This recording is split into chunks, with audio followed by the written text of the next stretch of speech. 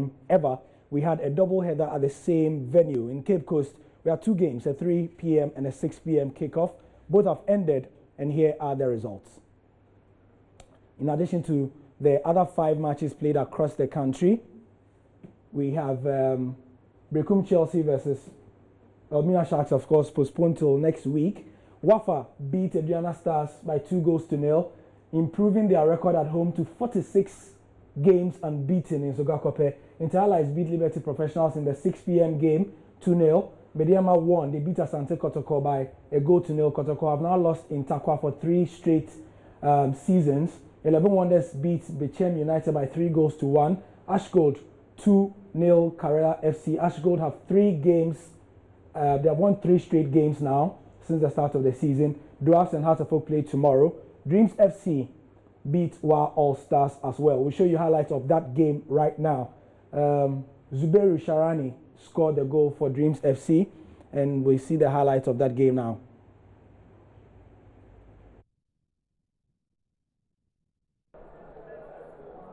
So here is the game where All Stars were coming into with a mindset of picking 3 points at least after picking just 1 out of a possible 6. And this is Sharani's moment of glory, putting the ball past goalkeeper Rashid Seidu after Ishaya Kukonda was caught somewhere in no man's land. And they've been threatening the goal area of WA All Stars. Look at this moment. He just didn't find his way to stop.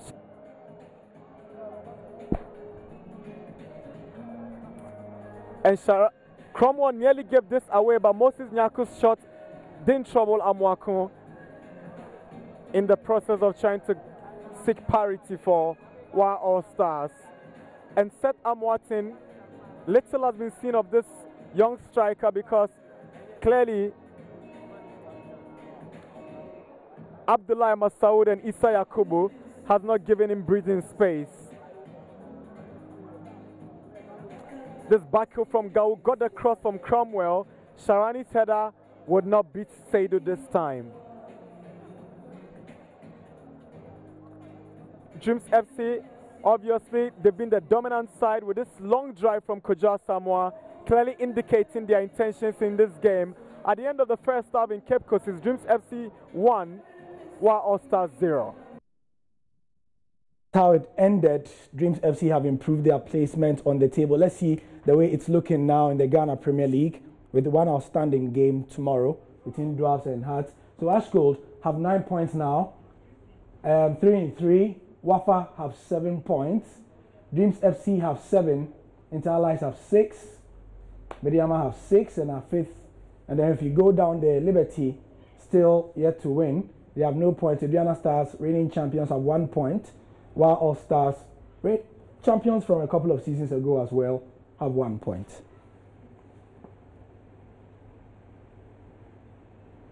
If you join us on the football show, we'll extend the discussion of the Ghana Premier League, including some statistics involving some of the sides and other details, some top players you should look out for. In the 2018 Commonwealth Games that we've been previewing for about 4 months now, Bochi Nkigbe of the Paralympic team has been named the general captain, and Abdul Wahid, the boxer, as the flag bearer of Team Ghana. Here's a report by Moses Yeboah. Raphael Bocho Nkigbe, 3-time Paralympian, has been appointed as the general captain of Team Ghana for the 2018 Commonwealth Games in Gold Coast, Australia. Nkigbe is regarded the most senior of all the athletes at the Games, with a lot of experience in international competitions. He began his sporting career as a wheelchair basketball player in the early 90s, but switched to paracycling in the late 90s. He's a 3-time Paralympian, 3-time All-African Games participant, and Commonwealth Games participant. Nkigbe will be assisted by the captain of the national female hockey team, Nafissatou Umaru. According to the officials of the Team Ghana, her appointment follows her versatility, fluency, eloquence, and bravery that caught the attention of Team Ghana to do her that honor. Umaru has a total of 36 caps for the national team after her initial call-up in 2011. She was captain during her days at the national under-17 and under-21. She plays for the female hockey team of the Ghana Police Service after beginning her career with Real Ambassadors and the female team of the Ghana Revenue Authority. Ghana's chef de mission for the 2018 Commonwealth Games, Mohamed Shanoon, in a consultative meeting with the various heads of the participating disciplines, has named Abdul Wahid Omar as Team Ghana's flag bearer for the opening ceremony. According to the CDM, Omar, who is a member of the national boxing team Black Bombers nomination, was unanimously agreed by the members present at the meeting.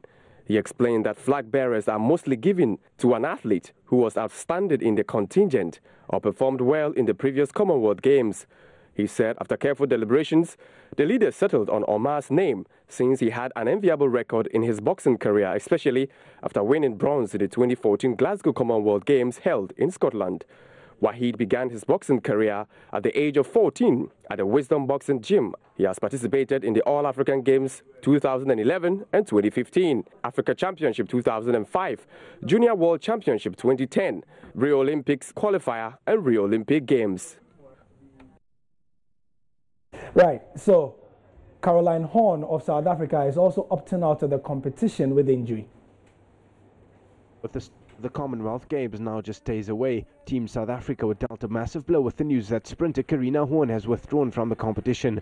Horn, who currently boasts the fastest time over 100 meters in the world for the season, had to withdraw competing at the Games due to an injury. It's a massive setback for the team, who had looked at Horn as a medal hopeful, but despite the setback, the sprinter feels she could be ready in time for the IAAF Diamond League season. In international boxing, we are still building up to that Anthony Joshua versus Joseph Parker bouts on the 31st of March, and this is the latest.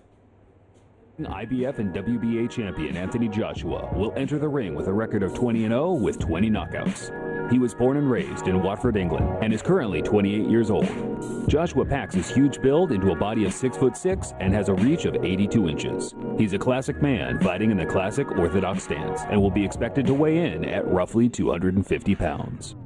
WBO champion Joseph Parker will enter the ring with an unbeaten record of 24-0 with 18 knockouts. He resides roughly 12,000 miles away in New Zealand and is still relatively young, turning 26 earlier this year.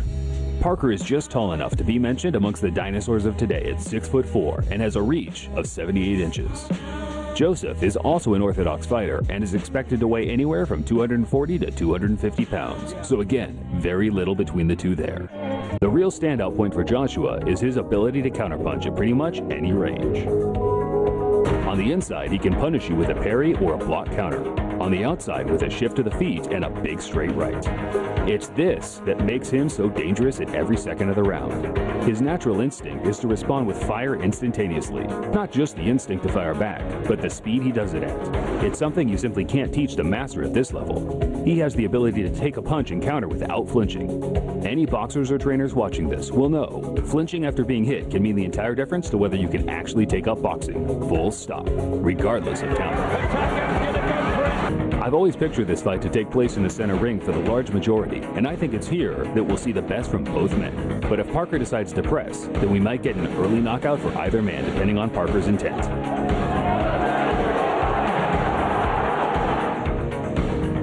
One thing that does make me cringe a little bit is Parker's over-eagerness while coming forward. It's wild, wide, defensively wrong for so many reasons, and just seems to be perfect for a supreme counterpuncher like Joshua. But, and this is a big but, if he comes forward with the same aggressiveness and actually throws genuine knockout shots consistently, this might be the only way for him to put down Joshua. I know Klitschko managed it with a straight right, but Parker simply doesn't have this type of power and range. Joshua, while defensively sound for the majority of the time on the back foot, does look a little stiff and shook up while being bombarded. If Parker can get inside and draw AJ's hands down with a quick 1-2 from body to head, and then follow up with an onslaught of hard, accurate shots, he has a chance of putting him down. I say this because Parker does actually have the ability to do this with his speed and moderate power. I have no doubt Parker will put up a valiant effort, and my only wish is for both men to come out of the ring just as they went in, young, talented, with a big future ahead of them. As my producer says, it's a wrap in 2-3-1. We'll be back for the football show. That will be at 10:30. Join us for all the statistics for the Ghana Premier League. You know how we do it. Top goal scorers, the top 20 goal scorers of the Ghana Premier League. 3 players are on 3 goals each in 3 games, and so many other stats. Join us at 10:30 for that one. I'm Gary Al Smith. The news continues.